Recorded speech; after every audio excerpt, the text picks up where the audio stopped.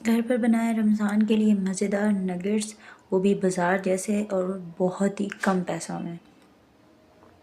तो आज हम बनाएंगे नगेट्स और साथ में हम लोग ग्रीन चटनी बनाएंगे, क्योंकि रमज़ान में चटनी के बगैर तो भाई अधूरा है हमारा रमज़ान, अफ्तार अधूरी है। तो नगेट्स बनाएंगे, साथ में हम ग्रीन चटनी बनाएंगे और साथ में हम तो अस्सलाम वालेकुम, welcome to my YouTube channel.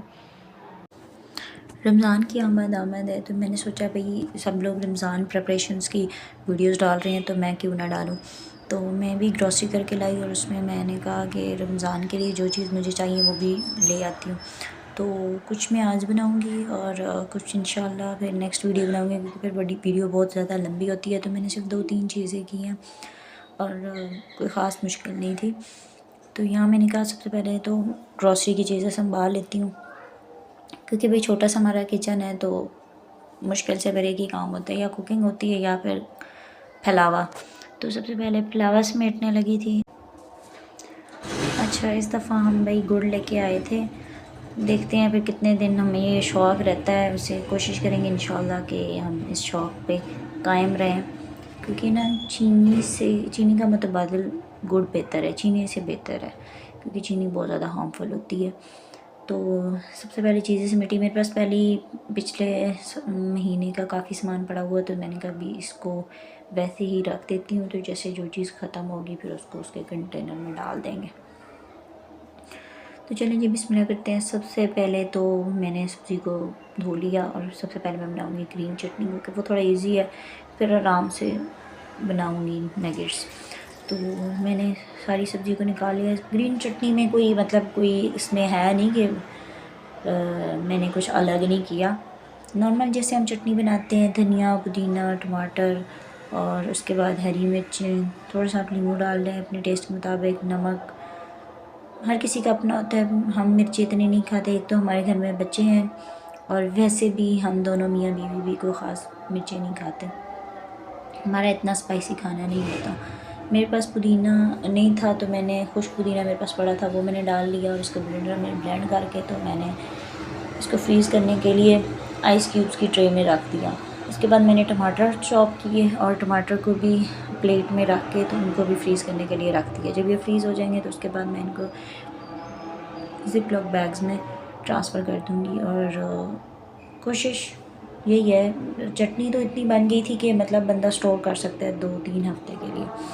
उसके बाद हम नगेट्स की तैयारी करते हैं। तो मेरे पास यहाँ पे मिक्सर नहीं था, कीमा बनाने वाली मशीन नहीं थी, तो मैंने ब्लेंडर में लिया, सारा कुछ कीमा डाला है। उसके बाद अदरक, लहसुन, हरी मिर्च, एक दरमियानी साइज़ की मैंने उसमें प्याज डाली है और हरा धनिया डाला है।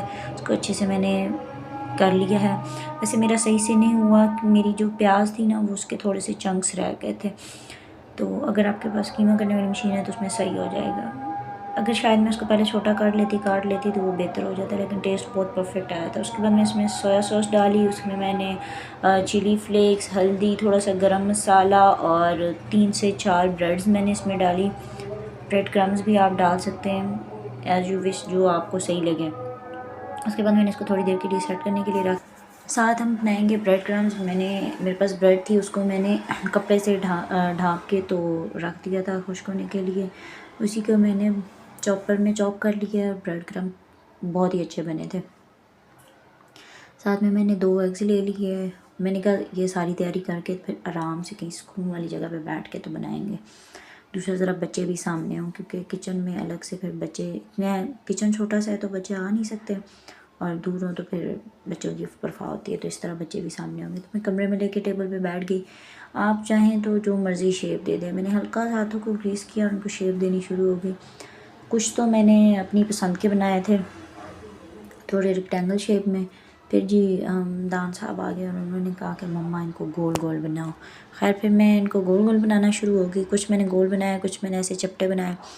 अच्छा, इनको ना ज़्यादा मोटा नहीं रखना है, क्योंकि अगर ज़्यादा मोटे होंगे तो, क्योंकि हम फ्रीज़ करेंगे और बाद में जब हम इसको करेंगे फ्राई करेंगे तो ये कच्चे रह जाएंगे। और दूसरा, जब फ्रीज़ हुई हुई चीज़ों को हम दोबारा से फ्राई करें तो उसको मीडियम से लो की तरफ उसको फ्राई करना चाहिए, ताकि वो सही से अच्छे से फ्राई हो जाए, वरना बाहर से जल जाता है और अंदर से कच्चा रह जाता है। अच्छा, मेरी कोशिश थी, मैंने सोचा हुआ था कि 6-7 चीज़ों की मैंने लिस्ट बनाई थी कि इन चीज़ों को ना मैंने बनाना है और फिर इनकी एक प्रॉपर वीडियो बनानी है। तो मेरे पास इतना टाइम नहीं था, 4-5 दिन हम लोग हॉस्पिटल, सुबह हॉस्पिटल, शाम को घर, शाम को हॉस्पिटल, सुबह घर, बस यही हो रहा था। लेकिन अल्हम्दुलिल्लाह अभी थोड़ा सुकून हुआ। तो मैंने कहा थोड़ी सी चीज़ें डाल देती हूँ, क्योंकि मैंने सोचा हुआ था क्योंकि कि ना एक ना कंसिस्टेंसी के साथ मैं चलूँगी, तो वो मेरी टूट गई बीच में। मैंने कोशिश की, मतलब थोड़ी वीडियो डाली, लेकिन वो कुकिंग से रिलेटेड नहीं थी शायद, इस वजह से तो उस पर कोई ख़ास व्यूज़ भी नहीं आए। तो मैंने कहा अभी मतलब मेरे पास इतना टाइम नहीं था, लेकिन मैंने कहा कि खाने में कुछ हल्का फुल्का बना लेंगे, तो जल्दी से एक वीडियो बना लेते हैं ताकि मेरा जो यूट्यूब चैनल है वो मेंटेन रहे। इनको ना सही तरह से अंडा लगा के फिर ब्रेड क्रम्स लगे, पहले इनको अंडे में डिप करना है और फिर उसके बाद ब्रेड क्रम्स लगा के, आप चाहें तो डबल कोटिंग भी कर सकते हैं, मतलब अंडा लगा के फिर ब्रेड क्रम्स लगाएं, फिर अंडे में डिप करें और फिर दोबारा से ब्रेड क्रम्स लगाएं।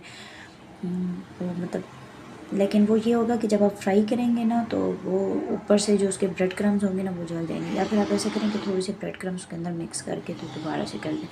अगर आपका मिक्सचर रनी है तो आप इसमें ऐसा कर सकते हैं कि आप उसमें थोड़ी सी ब्रेड क्रम्स ऐड कर दें, तो वो ठीक हो जाएगा। तो ये है जी, ये एक हमदान साहब की विश पे हमने डोनट्स भी बनाया था, डोनट भी बनाया था।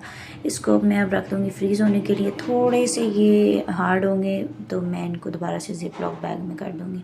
तो मैंने चेक करने के लिए ये शाम की चाय के साथ मैंने अपने हस्बैंड और हमदान का डोनट मैंने कहा फ्राई करके उनको देती हूँ।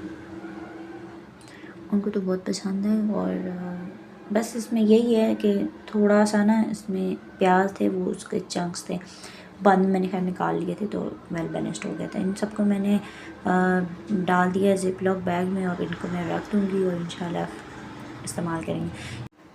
चटनी आप इफ्तार से कुछ टाइम पहले निकाल के, क्योंकि आजकल सर्दियाँ हैं ना, तो एक क्यूब निकाल के आप उसको रख लें, बाहर रख लें या फिर रेफ्रिजरेटर में रख लें, तो जब आपको ज़रूरत है उसको दही में मिक्स कर दें और आपकी चटनी रेडी है।